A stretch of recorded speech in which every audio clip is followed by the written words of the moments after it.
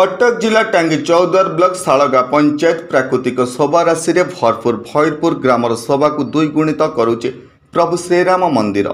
परंपरा विश्वासी भैरपुर ग्रामवासी मानक मिलित सहयोग नूतन भाव प्रतिष्ठा होइतिबा श्रीराम मंदिर रे चलित वर्ष श्रीराम नवमी एक भक्तिमय परिवेश रे पालित हो जाइछि।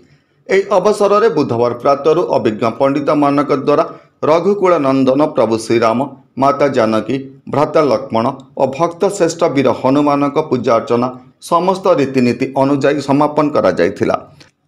श्रीराम नवमी अवसर में उत्सव मुखरित हो उठिथिला भैरपुर ग्राम।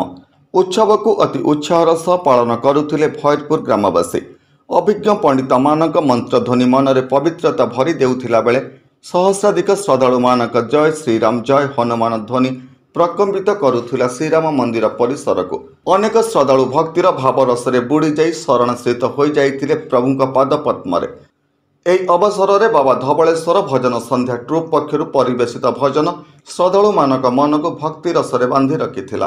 अनुष्ठान पक्षरु श्रद्धालु मानक पई प्रसाद सेवन व्यवस्था करा जाइथिला।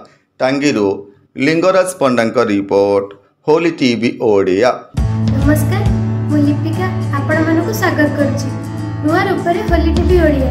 होली टीवी ओडिया सहित जोड़िया आपण माने लाइक करंतु, सब्सक्राइब करंतु, शेयर करंतु।